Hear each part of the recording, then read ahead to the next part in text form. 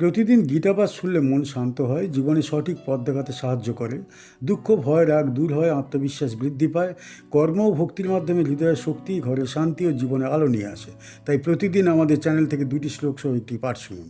সন্ন্যাসস্তু মহাবাহু দুঃখ মাপ্তুম যোগতঃ যোগযুক্ত মুনির্বহম ন চিরেনাধিগচ্ছতি।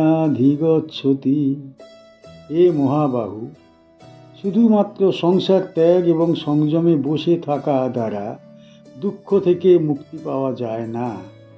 কেবল যোগযুক্ত মুনি, যে মন, বুদ্ধি ও কর্মে সংযম বজায় রাখে, সে দীর্ঘস্থায়ীভাবে ব্রহ্মধর্মে পৌঁছায়।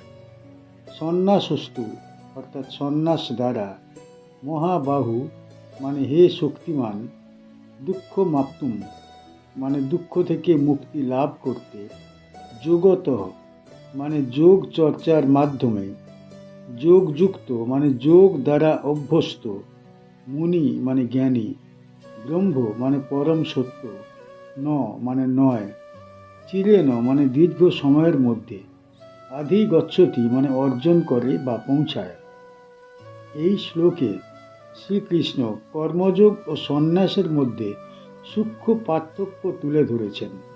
মানুষ প্রায়ই মনে করে শুধু দেহের কর্ম ত্যাগ করলেই বা সংসার ত্যাগ করলেই সে দুঃখ থেকে মুক্তি পাবে। গীতা এই ভুল ধারণা ভেঙে দেয়।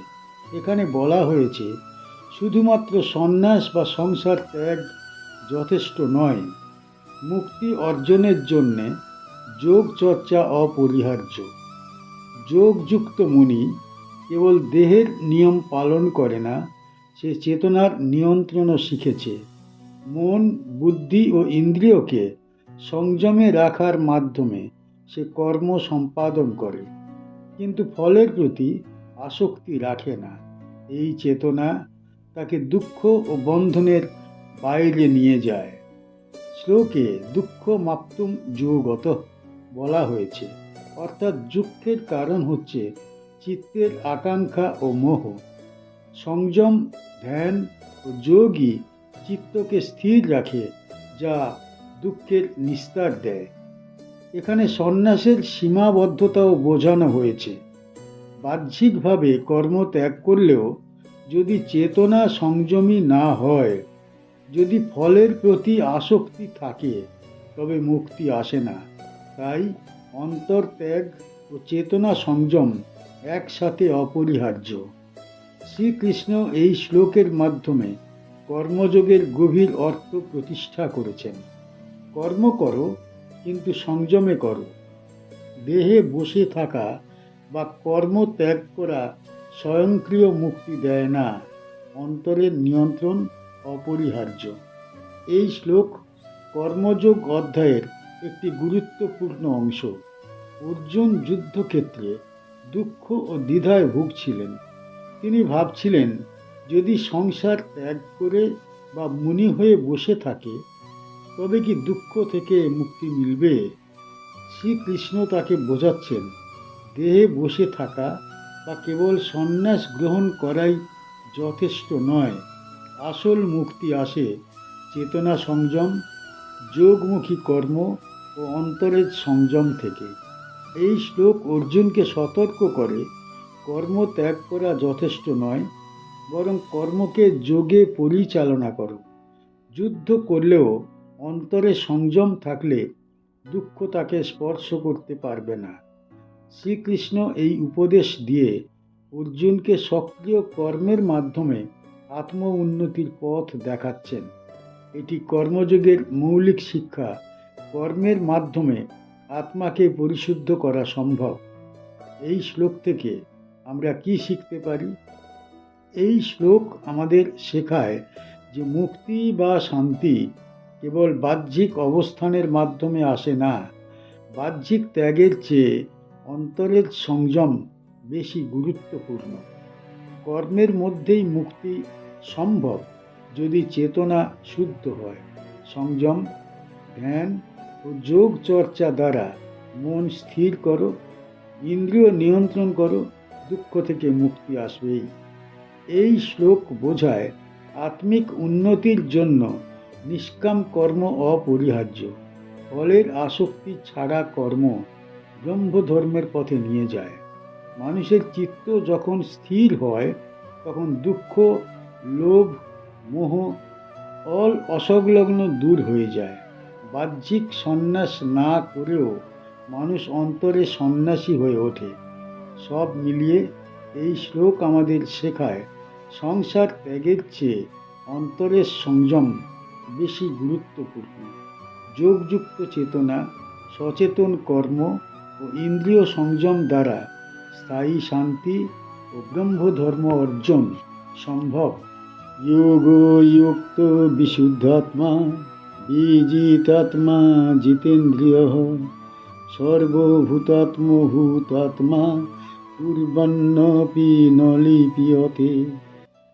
যোগযুক্ত ব্যক্তি, যার আত্মা বিশুদ্ধ, নিজের অহংকার বিজিত এবং ইন্দ্রিয় নিয়ন্ত্রিত, যিনি সমস্ত প্রজাতির আত্মাকে নিজের সমপর্যায়ে দেখেন, তিনি কর্ম করলেও কোনোভাবেই পাপ দ্বারা স্পর্শিত হন না। যোগযুক্ত মানে যোগে অভ্যস্ত, বিশুদ্ধাত্মা মানে চিত্ত ও আত্মা শুদ্ধ, বিজিতাত্মা অহংকার ও আত্মমর্যাদা বিজিত, জিতেন্দ্রিয় মানে ইন্দ্রিয় নিয়ন্ত্রিত, সর্বভূতাত্ম অর্থাৎ সমস্ত প্রজাতির আত্মা সমানভাবে দেখতে পারা, ভূতাত্ম মানে জীবের মধ্যে অবস্থিত আত্মা, কুর্বন্নপি মানে কর্ম করে, ন মানে নয়, লিপ্যতে মানে লিপ্ত হয় বা স্পর্শিত হয়। এই শ্লোকে শ্রীকৃষ্ণ মানুষের চেতনার উন্নতি ও কর্মযোগের উচ্চস্তর স্তর ব্যাখ্যা করেছেন। এখানে বলা হয়েছে, যোগযুক্ত ব্যক্তি শুধু বাহ্যিক নিয়ম মেনে চলে না, তার অন্তর ও আত্মা সম্পূর্ণ শুদ্ধ হয়। এই শুদ্ধি তাকে অহংকার ও ব্যক্তিগত দাবি থেকে মুক্ত রাখে। শ্লোকে বিজিতাত্মা বলা হয়েছে, অর্থাৎ যে ব্যক্তি নিজের অহংকার এবং অহংকারী চেতনা জয় করেছে, সে আত্মার প্রকৃত শক্তি অনুভব করতে পারে। অহংকার থাকলে মানুষ কর্মের ফলের প্রতি আসক্ত হয়, যা দুঃখ ও বন্ধনের জন্ম দেয়। জিতেন্দ্রিয় শব্দে বোঝানো হয়েছে যে ইন্দ্রিয় নিয়ন্ত্রণের চেতনা জীবকে কর্মে নির্লিপ্ত করে। ইন্দ্রিয় যদি নিয়ন্ত্রিত না হয় তবে মানুষ বাহ্যিক বস্তু ও কামনায় আবদ্ধ থাকে। শ্রীকৃষ্ণ বলছেন, যে ব্যক্তি সমস্ত প্রজাতির আত্মাকে সমানভাবে দেখেন, তিনি সর্বত্র অনুকম্পা ও সমভাব বজায় রাখেন। এমন চেতনা তাকে কর্মের মধ্যেও দায় মুক্ত রাখে। কুর্বন্নপি ন লিপ্যতে অর্থাৎ এমন ব্যক্তি যতই কর্ম করুক না কেন, পাপের ছায়া তাকে স্পর্শ করে না। এটি কর্মযোগের মূল শিক্ষা। কর্মে লিপ্ত হওয়া শাস্ত্রীয়ভাবে অপরিহার্য, কিন্তু তার ফলের প্রতি আসক্তি না থাকলে কর্ম পবিত্র হয়। এই শ্লোকে শ্রীকৃষ্ণ দর্শনীয় উপমা ব্যবহার করেছেন। অন্তরের শুদ্ধি, অহংকার বিজয়, ইন্দ্রিয় নিয়ন্ত্রণ এবং সমভাব মানবকে দুঃখমুক্ত ও ব্রহ্মধর্মে স্থাপন করে। এই শ্লোক কর্মযোগ অধ্যায়ের ধারাবাহিক শিক্ষার অংশ। অর্জুন যুদ্ধের জন্য দায়িত্ব পালন করতে গিয়ে দ্বিধায় ছিলেন। তিনি ভাবছিলেন, আত্মা, চিত্ত ও ইন্দ্রিয় ঠিকভাবে নিয়ন্ত্রণ না থাকলে কর্ম কিভাবে পবিত্র হতে পারে।